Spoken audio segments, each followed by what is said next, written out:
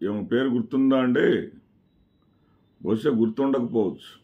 ఎందుకంటే అవి అక్కడ ఏమైనా ఎన్నికలు జరుగుతుంటే జగన్మోహన్ రెడ్డి గారికి చంద్రబాబు నాయుడు గారికి మధ్య ఏదైనా పోటాపోటీకి ఏదైనా వ్యవహారం జరుగుతూ ఉంటే అప్పుడు మాత్రమే వచ్చి చంద్రబాబు నాయుడు కోసం బయటకు వచ్చేసి జగన్మోహన్ రెడ్డి గారి మీద నేను 20 ఏళ్లుగా ఇంటి ఛాయకు రాయనటువంటి నా తండ్రి 20 సంవత్సరాలుగా నేను కనీసం అన్నం కూడా పెట్టినటువంటి నా తండ్రి ఆ తండ్రి హత్య వెనక ఎవరు ఉన్నారు, ఆ హత్య చేసింది ఎవరు తేల్చడానికి జగన్మోహన్ రెడ్డికి 3 నెలల సమయం చాలు కదా. ఎన్నాళ్ళు కట్టాలి?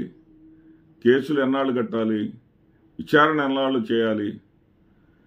కేవలం 3 నెలల సమయం చాలు కదా అని జగన్మోహన్ రెడ్డి అధికారంలో ఉండగా టీడీపీకి చెందినటువంటి ఛానళ్లలో పవర్ పాయింట్ ప్రజెంటేషన్ ఈ రకంగా చేయొచ్చు, ఈ రకంగా చేయొచ్చు, ఎలా చేయొచ్చు, ఇలా చేయొచ్చు, అలా చేయొచ్చు. వాళ్ళు ఏ డైరెక్షన్ ఇస్తే ఆ డైరెక్షన్ ప్రకారం గూగుల్ టేక్ ఓవరు ఈ ఇష్టం వచ్చినట్టు అప్పుడేంటి జగన్మోహన్ రెడ్డి గారు ఓడిపోవాలి ఎన్నికల్లో.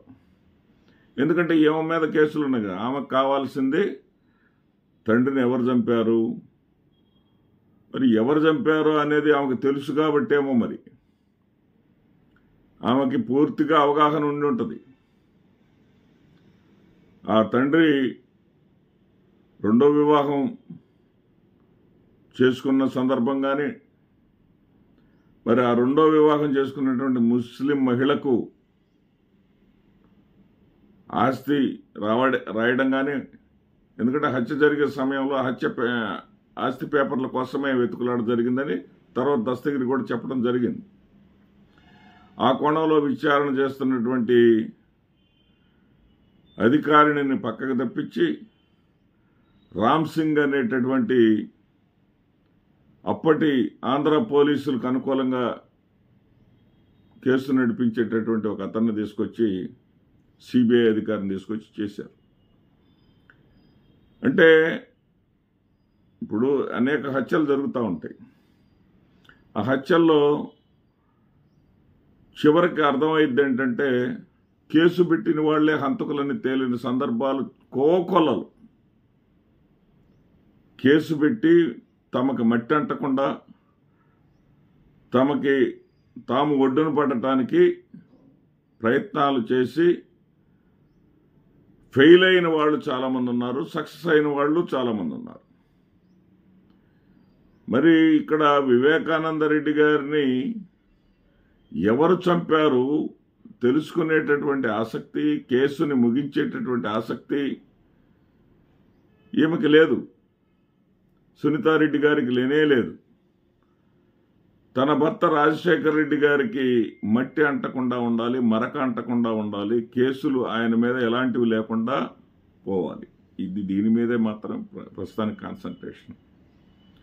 ఇప్పుడు వాళ్ళు ఏదైతే ఎన్నికల్లో నరికి చంపారని చెప్పి ప్రచారం చేసి జగన్మోహన్ రెడ్డి ఇంత దుర్మార్గుడా, దేశంలోనే జగన్మోహన్ రెడ్డి గారిని మించినటువంటి దుర్మార్గుడు లేడు అనే విధంగా ప్రచారం చేసి సరే కడపలో పులివెందుల్లో నమ్మకపోయినా రాష్ట్రం మొత్తం మిగతా 13 జిల్లాల్లో నమ్మారు కదా, 12 జిల్లాల్లో నమ్మే విధంగా చేసి అతను అధికారం కోల్పోయిన తర్వాత 10 నెలలు అయిందండి.